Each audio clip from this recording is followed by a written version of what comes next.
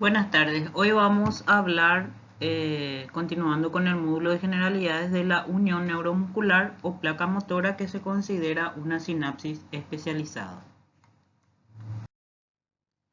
En primer lugar, vamos a recordar cuáles son los elementos responsables del movimiento. Tomando en cuenta que los movimientos registrados en el músculo esquelético provienen del sistema motor voluntario, recordaremos que en la corteza motora se encuentran las motoneuronas primarias que a través de la vía piramidal, que como todos sabemos por neuroanatomía se decusa en un 98% de sus fibras nerviosas en el bulbo, descienden hasta encontrarse con las motoneuronas secundarias o de segundo orden en el asta anterior de la médula espinal. También es importante recordar que a este grupo de neuronas llegan fibras nerviosas provenientes de las diferentes vías extrapiramidales y del propio cordón posterior por donde ingresan las sensaciones en este punto. A partir de ahí, estas motoneuronas secundarias son las que envían la información de movimiento al músculo que es estimulado o aquel músculo que recibe patrones de movimiento desde el sistema nervioso central superior. Ya en la clase anterior estuvimos viendo la composición del músculo esquelético y su función o mecanismos de contracción muscular. Las neuronas motoras, como dijimos, o también conocidas como motoneuronas, son las que emiten el impulso y son las que van a originar la contracción muscular. También ya hemos dado la definición de lo que es una unidad motora. Recordemos que es una motoneurona y el conjunto de fibras musculares que ella inerva, que de lo más bajo número de fibras musculares que ella inerva están 2 al mayor número de números que son 2000. Y como intermedio queda 150 fibras musculares. Recordemos que las unidades motoras que inervan solamente 2 fibras musculares aproximadamente son aquellos movimientos que necesitan precisión y coordinación fina. En cambio, aquellos movimientos que generan potencia y fuerza muscular son aquellas unidades motoras que inervan hasta 2000 fibras musculares esqueléticas. En el dibujo de la derecha justamente podemos observar en la microscopía electrónica la formación de las placas motoras, que es lo que hoy vamos a estar estudiando, que es lo que estamos señalando que provienen de este axón que como sabemos es mielinizado, ¿sí? En cambio las terminaciones nerviosas no son mielinizadas, son amielínicas. Aquí podemos ver un dibujo más de cerca, justamente vemos una terminación nerviosa con su membrana, ¿sí? Como estoy aquí remarcando en negro, y lo que ven es una gran cantidad de vesículas cuyo contenido es también una gran cantidad de acetilcolinas en su interior, de moléculas de acetilcolina que son neurotransmisores de bajo peso molecular, que por exocitosis serán liberados a la hendidura sináptica como veremos. Y del otro lado, ¿qué encontramos? Encontramos el sarcolema justamente con las invaginaciones o túbulos T que también ya estuvimos explicando en la clase anterior. Y cerca de ellos vemos una gran cantidad de mitocondrias y también recordamos que entre túbulo y túbulo de T se encuentran también los retículos sarcoplasmáticos. Aquí podemos ver una unidad motora en donde la misma está compuesta por una motoneurona y 3 placas motoras, ¿sí? 1, 2 y 3. En este dibujo, que es el que encontramos en nuestro libro guía de Guyton, podemos observar que el axón es mielinizado, como ya dijimos anteriormente, y que justamente cuando las terminaciones nerviosas abandonan este axón, se vuelvan totalmente amielínicas. En ese sentido, vamos también a recordar que en este punto las terminaciones nerviosas se contactan de forma virtual con el sarcolema. En este dibujo de abajo, ¿sí? Que está con la letra C, podemos observar que la terminación nerviosa prácticamente ingresa dentro de como una invaginación que le hace el músculo, y esto que observamos como pliegues son justamente su nombre, son pliegues subneurales, en donde justamente se van a encontrar los canales de sodio y receptores para el neurotransmisor conocido como la acetilcolina, que ya hemos hablado también en las clases anteriores de esto. Aquí podemos ver un esquema en donde vemos que en primer lugar tenemos la membrana de la terminación nerviosa y en segundo lugar vemos el sarcolema del músculo esquelético. En este punto vemos cómo las vesículas de acetilcolina son liberadas al espacio sináptico y que las mismas van a unirse a los puntos que se encuentran, como dijimos anteriormente, en ese pliegue subneural en donde se encuentran los receptores de la acetilcolina. Acuérdense que estos receptores de la acetilcolina son receptores nicotínicos. Entonces aquí justamente está enlistada las partes o composición de lo que es una placa motora. Tenemos la terminal nerviosa, tenemos la depresión sináptica, que es la que le hace el músculo que vimos en el dibujo anterior. Luego tenemos los pliegues sinápticos subneurales, que son estos, ¿sí? Y tenemos evidentemente el neurotransmisor, que es lo más importante, que es la acetilcolina, que se unirá a los receptores específicos. Bueno, entonces podemos decir que como en una sinapsis neural, la llegada de un potencial de acción al terminal axónico origina la apertura de canales de calcio activados por voltaje. Eso es muy importante recordar. Vamos a ver que en el video que se levantó esta tarde para los alumnos que van a hacer sus actividades prácticas, se encuentra el video de placa motora. En ese sentido, tenemos que recordar que para que la acetilcolina sea liberada por exocitosis a la hendidura sináptica, la vesícula que la contiene tiene que viajar hasta la membrana celular de la terminación nerviosa. Ese viaje se logra gracias a que cuando llega el potencial de acción a la terminal nerviosa, en ese punto se abren canales de calcio, y estos canales de calcio, al ingresar en el interior de la terminación nerviosa, aumentan evidentemente su nivel intracitoplasmático, generando movimiento o desplazamiento de las vesículas hasta la membrana celular de esta terminación nerviosa, generando su exocitosis. Entonces es indispensable que el calcio ingrese en las terminaciones nerviosas, como va mencionando en este punto, hasta que se genere la exocitosis de la acetilcolina. ¿Cómo se produce la formación de acetilcolina? En el aparato de Golgi se producen las vesículas que luego fluyen hasta las terminales nerviosas. Acuérdense que el aparato de Golgi se encuentra en el soma neuronal, que se encuentra evidentemente en el asta anterior de la médula espinal. Por lo tanto, el aparato de Golgi produce estas vesículas y las envía por flujo axónico hasta las terminales nerviosas.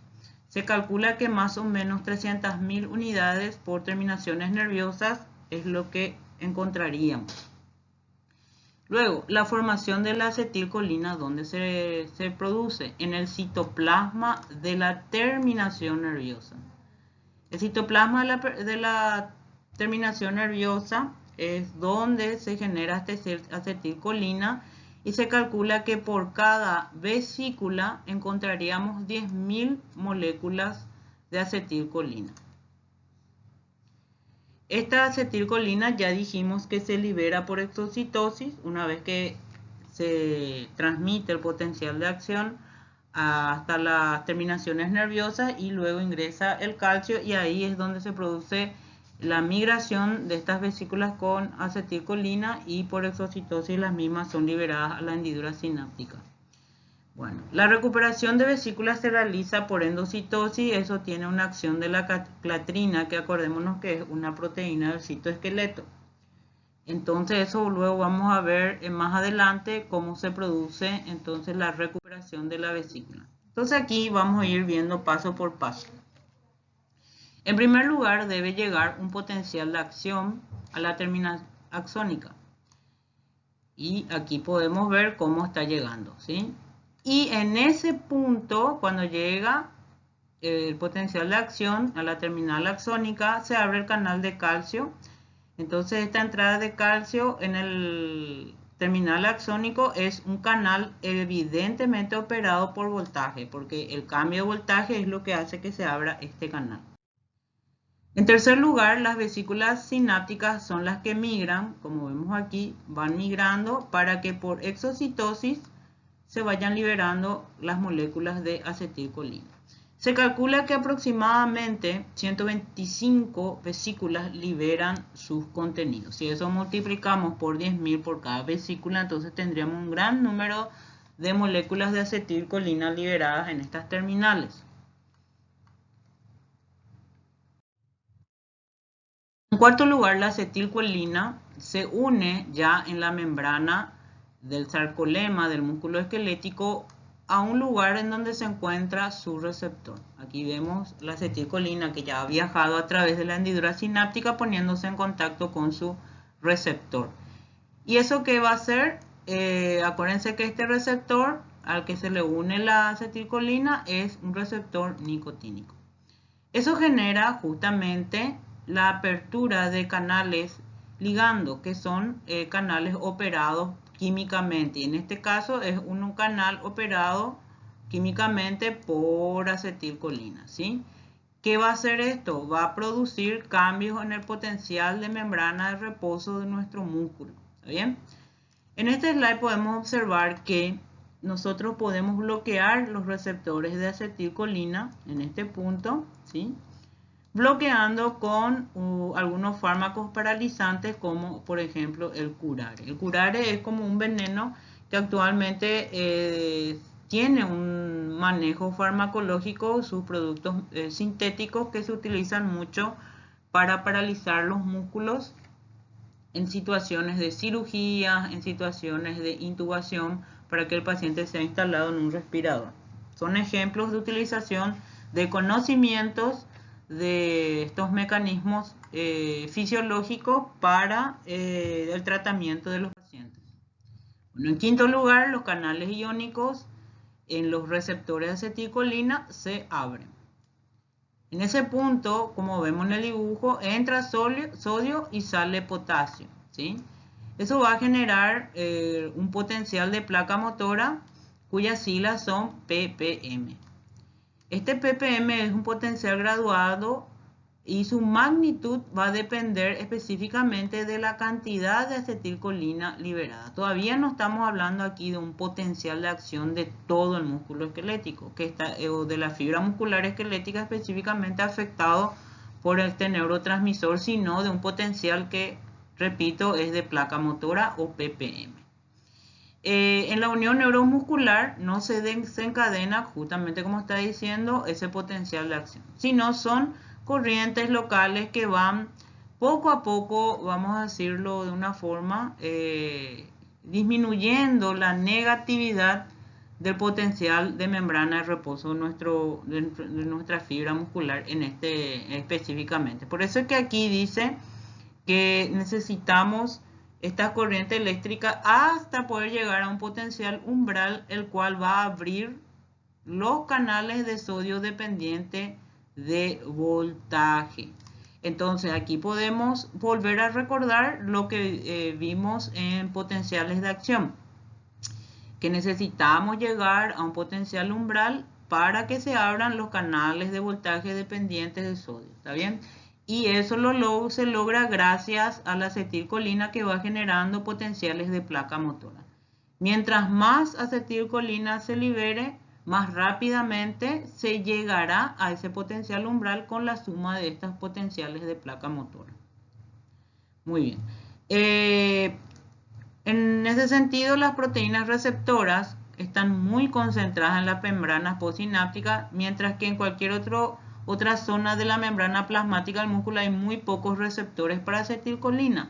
Por eso es que en el dibujo era importante recordar estos pliegues subneurales, porque es en ese punto en donde encontramos una alta cantidad de receptores nicotínicos que se van a activar cuando la acetilcolina se una contra ella. Y como dice aquí, en el resto de la superficie, vamos a decirlo así, del sarcolema o de la membrana sarcoplasmática, encontraremos muy poco de este tipo de receptores.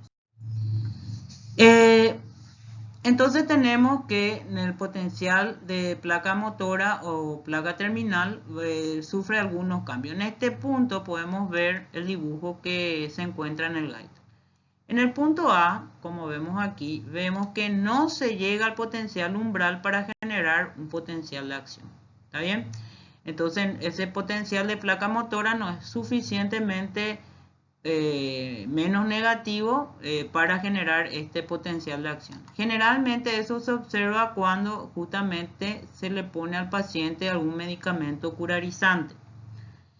En segundo lugar, en el gráfico B, sí hemos logrado llegar a un potencial umbral, como vemos aquí en este punto, ¿sí? Este punto, para producir un potencial de acción. Y en el punto C, de vuelta no estamos generando un potencial de acción. ¿Por qué? Porque aquí lo que bloqueamos es la liberación de acetilcolina. Entonces imagínense ustedes, piensen, ¿qué puede evitar que una vesícula migre hasta la membrana plasmática de la terminación nerviosa y por exocitosis liberar a la acetilcolina? Pues que no se abran los canales de calcio voltaje dependiente que se deberían abrir cuando el potencial de acción llega a la terminal nerviosa. Pero ¿por qué esto no ocurre en este caso en el gráfico C? Porque yo puedo también estar usando, en este caso como dice aquí, una toxina botulínica que actúa sobre ese canal de calcio, evitando que ingrese el calcio necesario para la liberación de estos neurotransmisores. Entonces nosotros podemos disminuir vamos a decir, la producción de potenciales de acción hacia un músculo esquelético, bloqueando tanto el canal de calcio de la terminal nerviosa o bloqueando el receptor nicotínico que se encuentra en los pliegues subneurales de la membrana del músculo. Entonces esos son los gráficos A y C que observamos en esta diapositiva. También es importante recordar que hay factores de seguridad en la transmisión de la unión. Se calcula que por cada impulso que llega a la unión neuromuscular de potencial de acción, esto va a causar 3 veces más potenciales de placa motora, lo que eso va a generar un factor de seguridad elevado. Y también se sabe que el músculo esquelético no se puede contraer o generar fuerza muscular para toda la vida, o sea, no es algo que no tenga un límite. Ahora sí, mantener una postura y demás, pero todo tiene un límite. Entonces, ese límite lo pone justamente la fatiga de la unión, ¿verdad? En donde las fibras nerviosas pueden disminuir la frecuencia de impulsos. Por lo tanto, al disminuir la frecuencia de impulsos, va a disminuir también la liberación de acetilcolina y por lo tanto los potenciales de placa motora cada vez van a ser menos positivos, o sea, más negativos, por lo tanto va a ser difícil generar nuevos potenciales de acción. Y lo otro, evidentemente, pues depende de la cantidad de neurotransmisores de acetilcolina sintetizados y resintetizados para lograr ser secretados o eliminados por exocitosis desde las terminaciones nerviosas. Si yo no puedo sintetizar rápidamente o mantener el balance entre la liberación de acetilcolina y su resíntesis, entonces también eso va a generar una fatiga de la unión de placa motora.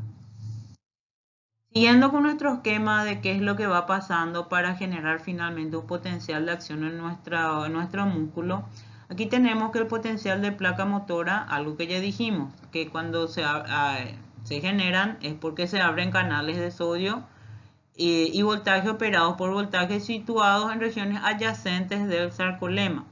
iniciando luego con esto el potencial de acción. O sea que ese potencial de placa motora que nosotros vamos generando tiene que llegar al potencial de umbral para poder, repito, llegar a abrir los canales de voltaje, principalmente el sodio y secundariamente el potasio, ¿sí?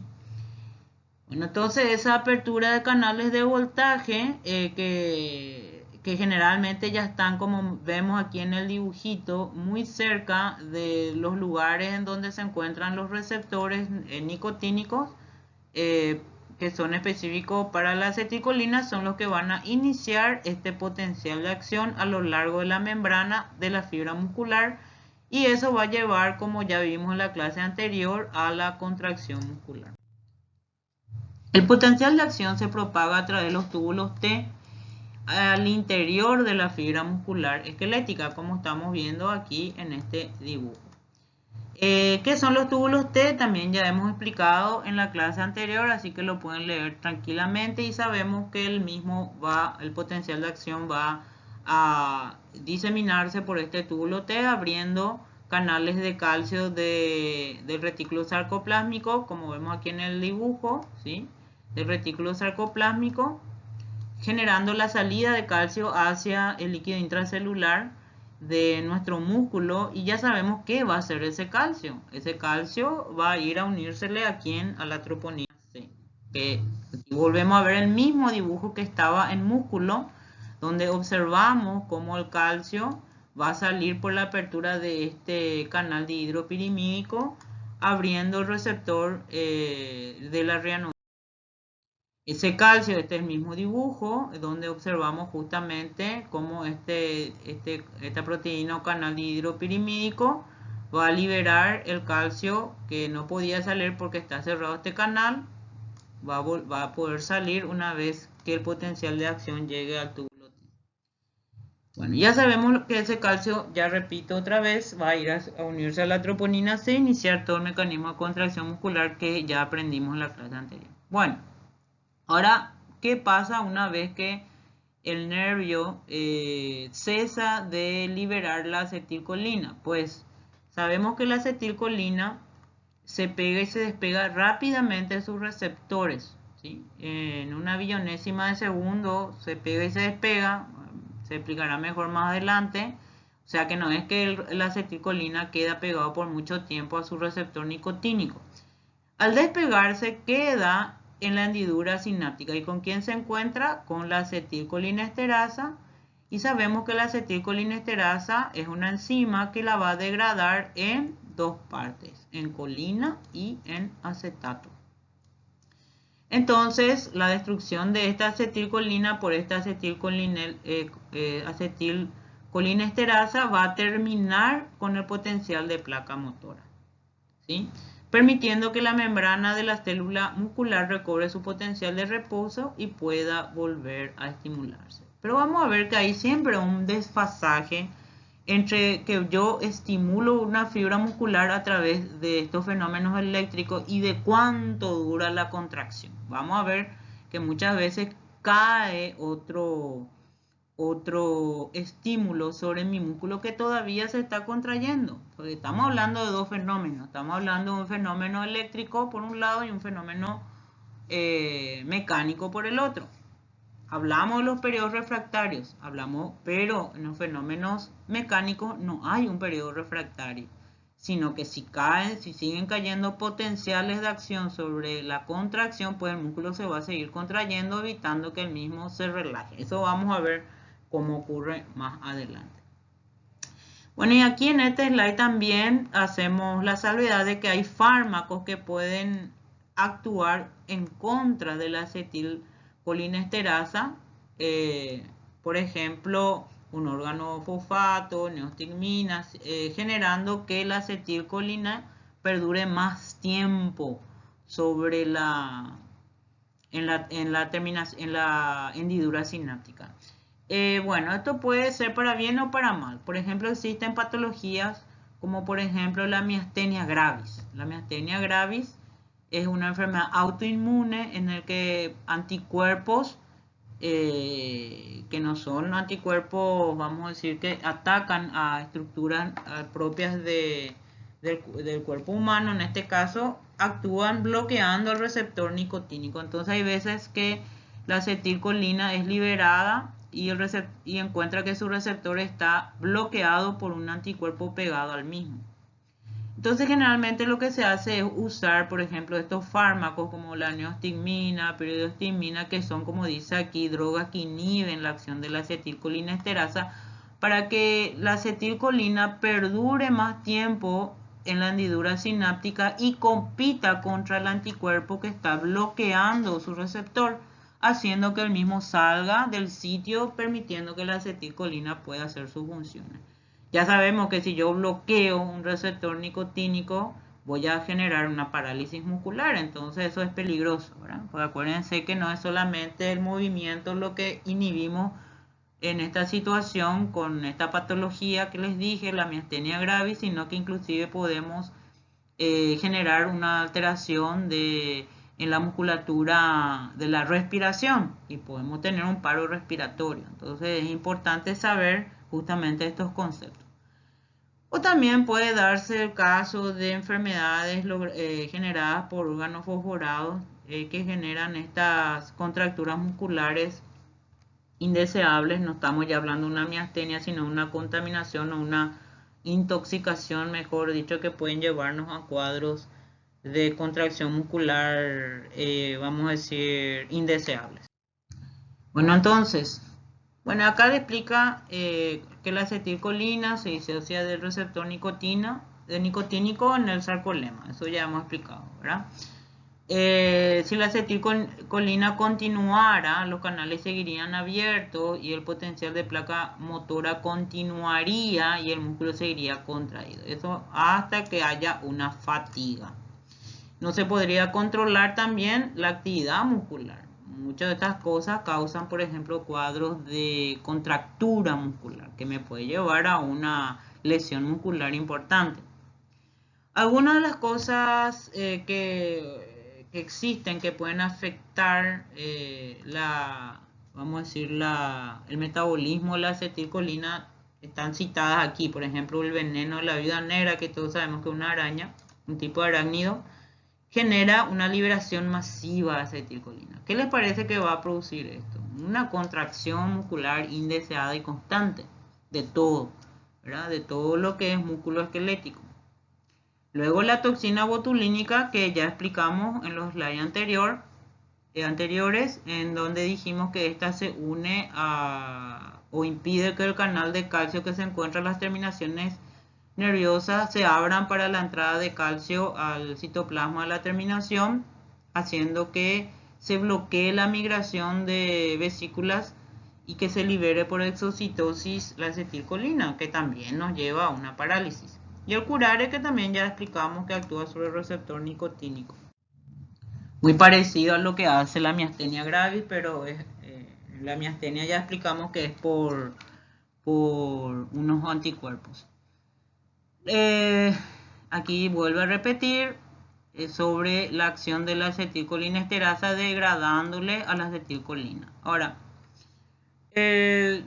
tenemos también que saber, como vemos aquí en el dibujo, que esa degradación hace que se pueda resintetizar acetilcolina por la motoneurona, o sea, en la terminación nerviosa, no en el cuerpo neuronal, porque el cuerpo neuronal se encuentra en el asta anterior, ahí no se va a poder hacer esta acetilcolina. Entonces tiene que resintetizar en la propia terminación nerviosa, ¿sí? Por eso que también necesitamos aquí un poco de energía y hay muchas mitocondrias. Entonces, acá justamente está lo que les dije anteriormente, que cuando la acetilcolina se une a su receptor, esta unión dura una billonésima de segundo. Y en milisegundos desaparece por completo de la hendidura sináptica. ¿Por qué? Porque la acetilcolinesterasa, como vemos en el gráfico, rápidamente la degrada y parte de ello se resintetiza. Y parte de la acetilcolina difunde por tejidos vecinos. Esas son las formas en que la acetilcolina desaparece muy rápidamente de la hendidura, a no ser que yo inhiba esta acetilcolinesterasa, ¿sí? Que explicamos en el slide anterior. Bueno, Termina el potencial de placa motora, el calcio vuelve a sus lugares de origen. En este caso ya explicamos en la clase de músculo cómo lo hace. Y de esa forma se logra la relajación del músculo. Bueno, justamente aquí tenemos el potencial de acción muscular, el potencial del músculo, su potencial de membrana en reposo es más o menos entre menos 80 a menos 90 milivoltios en esta fibra esquelética. La duración de su potencial de acción, siempre hablando del músculo esquelético, es 1 a 5 milisegundos y es unas 5 veces más prolongada que de las fibras nerviosas mielínicas grandes. Y la velocidad de conducción de este potencial de acción a lo largo y ancho del músculo esquelético de la fibra nerviosa, de la fibra muscular excitada por la terminación nerviosa es de 3 a 5 metros por segundo. Bueno, entonces, aquí justamente vuelve a resumir todo lo que ya hemos estado explicando, así que ustedes lo pueden leer y complementar siempre con el libro de Guyton. Aquí vemos de vuelta la misma cosa, este acoplamiento, excitación, contracción, cómo se despolariza la membrana del músculo a lo largo y ancho. Cuando digo ancho me estoy refiriendo justamente a las imaginaciones o túbulos T que penetran en el interior de nuestra célula muscular. Y siempre la importancia de la generación de ATP para todos estos fenómenos. Y este gráfico es interesante porque justamente les muestra que al momento en que yo estoy generando mi potencial de acción y está terminando, miren que dentro del músculo, en el momento en que la despolarización está terminando, yo estoy aumentando el calcio citoplasmático, coincidente con ¿qué? Coincidente con el desarrollo de la fuerza muscular. O sea, yo aumento el nivel de calcio, el calcio se une a la troponina C y ahí yo comienzo mi contracción muscular. A eso me refiero con el desfasaje en tiempo del fenómeno eléctrico y del fenómeno mecánico, ¿sí? Eso es importante recordar para luego entender los fenómenos de fuerza muscular. Y aquí está el resumen de todo lo que explicamos anteriormente. Yo no los voy a leer, léanlo detenidamente porque todo esto ya lo hemos mencionado. Ahora sí vamos a tratar de explicar la mecánica de la contracción del músculo esquelético que se logra gracias a la sumación de contracciones individuales para aumentar, ¿qué cosa? Una contracción global. ¿Cómo lo logro? A través del reclutamiento que explicamos en la clase anterior, que es la suma de múltiples unidades motoras, o también se le llama múltiples fibras, así lo llaman el Guyton. La sumación del número de potenciales en un tiempo determinado que puede llegar a un cuadro patológico que se llama tetanización, y otros tipos de generación de fuerza muscular que vamos a ver que en ciertas situaciones se utilizan, por ejemplo el efecto de la escalera y las contracciones asincrónicas. Y aquí otra vez para ver el desfasaje, potencial de acción y recién ahí contracción muscular, ¿sí? La misma cosa, aquí tenemos dos potenciales de acción y luego las contracciones musculares pertinentes. Imagínense qué ocurriría si acá yo tengo un potencial de acción, otro aquí, otro aquí, otro aquí. ¿Qué va a pasar? Que yo tengo mi músculo en contracción y por lo tanto esto va a generar ¿qué cosa? Que mi músculo no se relaje, ¿sí? Acá está la relajación del músculo, ¿sí? Bueno, esto es importante para que entiendan más o menos. Primero vamos a explicar con este gráfico el reclutamiento o sumación de múltiples fibras o sumación de unidades motoras. Aquí justamente vemos un fascículo muscular, ¿sí? Un fascículo muscular que tiene múltiples fibras musculares y que está dominado por dos motoneuronas. Una motoneurona A y una motoneurona B. Entonces, este fascículo muscular, ¿verdad? Cuando la fuerza muscular que se requiera para hacer un esfuerzo físico es suave, yo probablemente necesite, siempre hipotéticamente hablando, de una unidad motora, ¿sí? Y luego, si yo necesito desarrollar más fuerza, yo puedo sumar otra unidad motora, ¿sí? Otra unidad motora. A eso nosotros le llamamos reclutamiento. Pero la realidad es que cuando hacemos un movimiento, varias unidades motoras, sobre todo cuando hablamos de músculos grandes, ya están activas, ¿verdad? Y generalmente las primeras en activarse son aquellas unidades motoras que inervan a las fibras musculares tipo roja o 1, que hemos explicado en la clase de músculo, ¿sí? Cuando yo necesito movimientos que no requieran mucha fuerza ni potencia muscular, generalmente estas unidades motoras que inervan a fibras musculares rojas o de tipo 1 son las que se van a activar primero. Y a medida que yo vaya aumentando la fuerza muscular, pues voy a estar probablemente activando unidades motoras que van a inervar a fibras musculares esqueléticas intermedias, que son las 2A. Y cuando requiera de más fuerza muscular, voy a sumar unidades motoras que inerven a las fibras musculares esqueléticas del tipo 2B o blancas, ¿sí?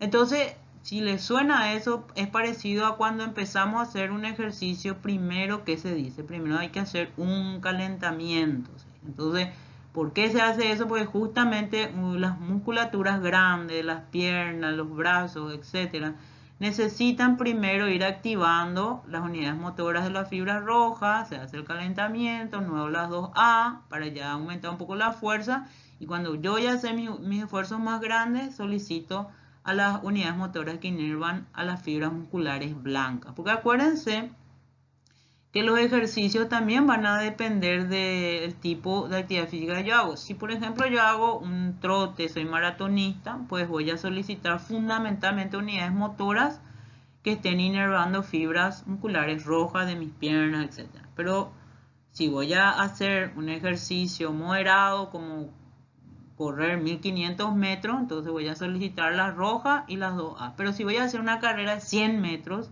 probablemente yo tengo que hacer calentamiento para activar ya las A, la fibra tipo 1 o las rojas y las 2A, para que cuando yo haga mi ejercicio de potencia y de velocidad ya estén preparadas las unidades motoras que van a activar a las fibras musculares blancas, que son las de potencia y velocidad. Entonces va a depender mucho de qué cosa nosotros queramos hacer para ir solicitando y reclutando fibras musculares, ¿sí? Y reclutando como a través de la activación de estas motoneuronas A o B o más, ¿sí? Esos son ejemplos. Por eso es importante recordar que vamos a explicar en la última parte de la clase de hoy justamente estas fibras musculares, en qué ejercicio y en dónde más las encontramos. Valga decir en este punto que la genética es lo que determina cuántas unidades motoras que inervan fibras rojas o fibras blancas nosotros tenemos. Por ejemplo, velocistas muy importantes en el mundo, que son corredores de 100 metros de velocidad, que es la reina del atletismo, vamos a llamarlo así, generalmente nacen con un 90% de fibras musculares del tipo 2B en las piernas. Y aquellos que son maratonistas, que son aquellas personas que tienen que durar mucho tiempo haciendo su ejercicio, nacen con 90% de fibras musculares del tipo 1 o rojas. Y eso es lo que determina que un atleta tenga talento o no. Yendo ahora a la sumación temporal o de frecuencia, ¿sí? Aquí podemos ver justamente la fuerza de contracción muscular, que es lo que estamos mostrando justamente lo que les dije. Yo creo que en el dibujo, en este dibujo que está aquí abajo, van a entenderlo mejor. ¿Se acuerdan del dibujo de un potencial? Y acá recién así había una.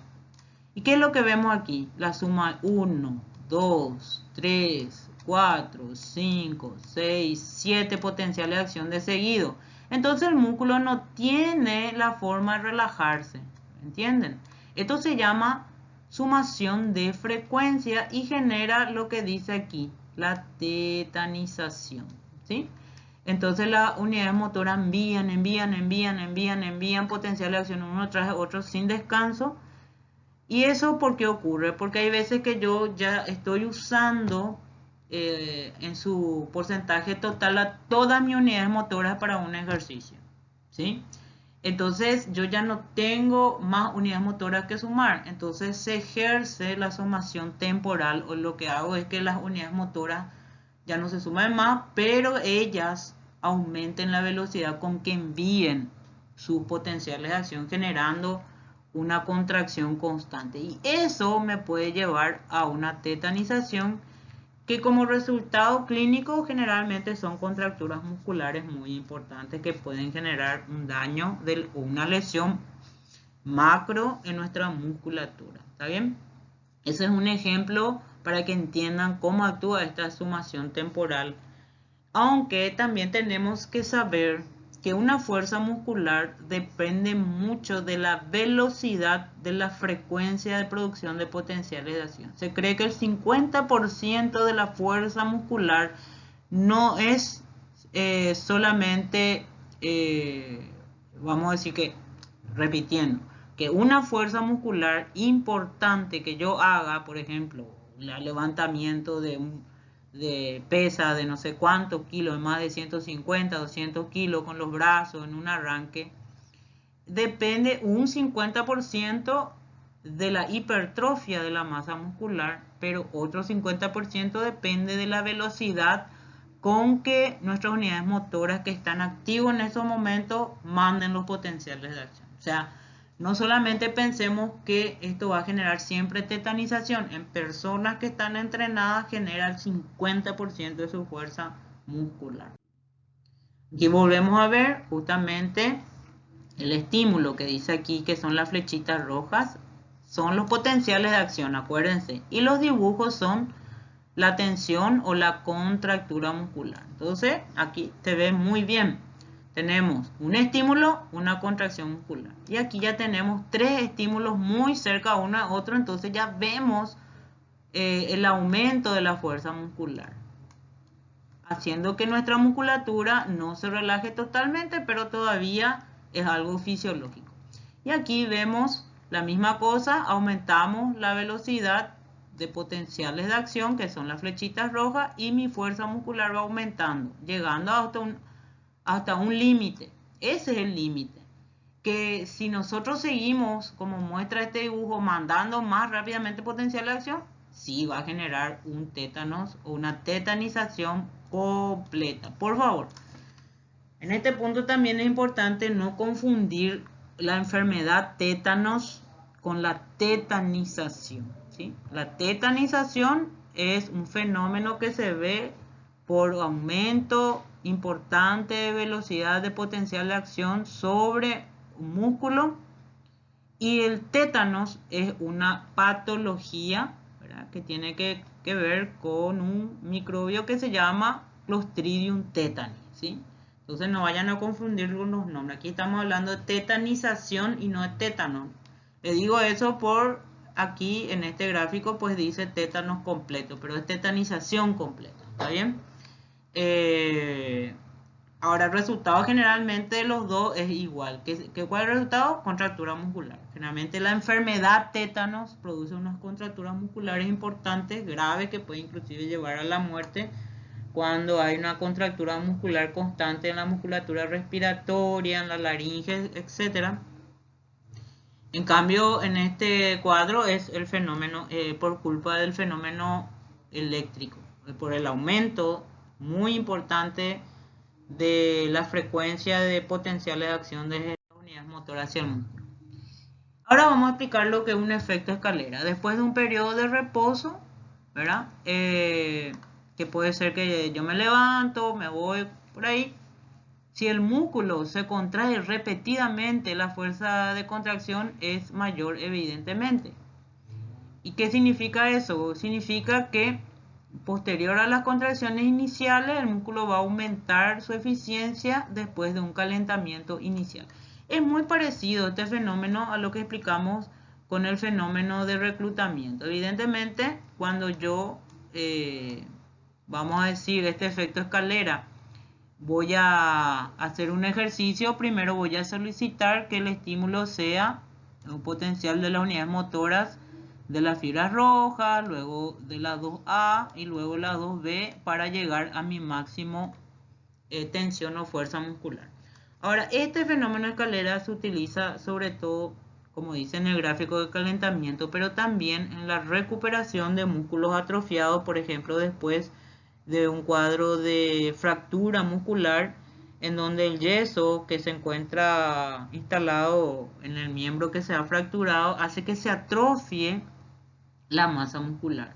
Generalmente cuando hay una atrofia muscular, las primeras en desaparecer son o disminuir de tamaño, mejor dicho, son las fibras musculares blancas o de tipo 2B, luego la 2A y finalmente la 1. Entonces generalmente cuando yo hago la recuperación de músculo, siempre tengo que trabajar con cargas o fuerzas muy livianas. O sea que cuando yo le saco el yeso a un paciente, generalmente él tiene que trabajar haciendo ejercicios con el propio peso del miembro primero y de a poquito, cuando uno va aumentando el tono muscular y la figura del músculo, pues voy aumentando también la intensidad y la fuerza del ejercicio dentro del periodo de recuperación de un músculo que fue atrofiado por cualquier causa. En este caso yo le digo fractura, pero puede ser un paciente que haya estado paralizado por algún shock medular y luego se va recuperando, etcétera. Entonces eso es importante sobre todo para la gente que hace la parte de rehabilitación física, que se ve mucho en el área de traumatología, neurología, etcétera, y también la fisiatría y también el fisioterapeuta, ¿verdad? Esto es un resumen de todo lo que dijimos. Acá podemos ver, por ejemplo, la producción de un potencial de acción y cómo el gastrocnemio tiene una fuerza de contracción que termina en menos de 0,1 segundo. En cambio, por ejemplo, el sóleo dura más, porque probablemente es más grande, ¿verdad? Acá tenemos el fenómeno escalera, aquí tenemos la sumación temporal que genera el tétano, la tetanización, ¿verdad? Que en estos casos son incompletos y aquí sí es completo, por ejemplo. ¿Está bien? La misma cosa, los mismos dibujos. Estos son todos resúmenes muy importantes porque les hace recordar rápidamente lo que estamos hablando. Y como dijimos, como último slide, debido a que en la clase anterior nos pasó muy rápidamente este slide, no pudimos volver a explicarlo. Vamos a recordar las fibras, los tipos de fibras musculares. Tenemos el tipo 1, que ustedes la conocen como fibra muscular roja debido a la gran concentración de mioglobina, ¿sí? Es de una velocidad de contracción muy lenta, tiene una actividad ATPasa, estamos hablando de la ATPasa que se encuentra en la cabeza de la miosina muy baja. Su fuente más importante de producción de ATP es el metabolismo aeróbico, que aquí se encuentra expresado como fosforilación oxidativa. El retículo sarcoplásmico es poco desarrollado. Está rodeado de una gran red capilar. Las fibras musculares generalmente son de diámetros pequeños. Disculpen. Su actividad funcional más importante es el mantenimiento postural y la velocidad de fatiga es lenta. ¿Qué tipo de ejercicio nosotros podemos utilizar? Además de mantenimiento de postura, pues es la fibra que, como le dije anteriormente, prevalece en personas que hacen actividades de larga duración, como por ejemplo ciclistas, maratonistas, etc. Justamente porque la velocidad de fatiga es muy lenta y el ejercicio muchas veces no son ejercicios de mucha potencia o de mucha velocidad. En el otro extremo tenemos a las fibras blancas, porque tienen muy poca pigmentación de mioglobina, también conocidas como fibras del tipo 2B. Son de velocidad de contracción muy rápida, tiene una alta cantidad de actividad de la ATPasa en la cabeza de la miosina, Su fuente favorita es evidentemente el anaeróbico, disculpen, la ausencia de oxígeno. Y como ejemplo pone aquí el metabolismo anaeróbico de la glucosa, que también se conoce como glicólisis, pero también les quiero decir que se utiliza en este tipo de fibra muscular esquelética mucho el sistema losfosfágeno, que explicamos en la clase anterior, que es el de la fosfocreatina, que dona un fosfato al ADP, o el ADP más otro ADP, por eso se le llama sistema losfosfágeno. Ahora, evidentemente su velocidad de fatiga es rápida. ¿Por qué? Porque la cantidad de ATP que se genera con estos metabolismos anaeróbicos son muy pocos. Recordemos que el sistema anaeróbico de la glucosa solamente da hasta 2 ATP y da ácido láctico, y el sistema del fosfágeno, la fosfocreatina y el ADP más ADP también es muy poco, da apenas 1. Pero también son sistemas energéticos de más rápida recuperación. El retículo sarcoplásmico es muy abundante debido a que necesitamos mucho calcio para generar muchos puentes cruzados para generar mucha fuerza muscular. La red capilar que le rodea es escasa, ya sabemos por qué, porque no necesita gran cantidad de oxígeno para generar ATP. Y el diámetro de las fibras son grandes. ¿Qué significa eso? Que las personas que nacen con este tipo de fibra muscular son aquellos que generan hipertrofias musculares más rápidamente que otros. O sea que una persona que nazca con mayor cantidad de fibra muscular roja o de tipo 1 le cuesta hacer hipertrofias musculares. Se hace una hipertrofia, pero es una hipertrofia de tipo excéntrica. ¿Qué son las hipertrofias excéntricas? Son las hipertrofias que hacen que el músculo esquelético crezca más bien en longitud. Se ve la marcación del músculo, pero son finos y largos. En cambio, las personas que nacen con mayor proporción de fibras musculares blancas o del tipo 2B hacen hipertrofia más bien de diámetro transversal, no tanto de longitud. Y la pregunta es ¿por qué esa modificación morfológica? Porque la fibra muscular blanca, cuando se hipertrofia, lo hace porque su sistema de síntesis de proteína generan más sarcómera, evidentemente, ¿verdad? Pero esas sarcómeras se disponen en paralelo. ¿Qué significa? Dibujando aquí rápidamente, vamos a suponer que estos son sarcómeras y las nuevas se van poniendo unas encima de otras, ¿sí? Ahí y la otra ahí, y hace entonces que en general el efecto final morfológico sea una hipertrofia del diámetro transversal más que longitudinal. En cambio, las personas que nacen con las fibras musculares esqueléticas de tipo 1, su hipertrofia, como dije, que se llama hipertrofia excéntrica, porque esta es en la que explicamos anteriormente, se llama concéntrica. En esta, las nuevas sarcómeras que se sintetizan se disponen en serie, o sea, una al lado, una al lado de otra, ¿sí? Una al lado de otra, ¿sí? Entonces eso va a generar que mi músculo crezca, pero en longitud, no en su diámetro transversal. ¿Está bien? Bueno.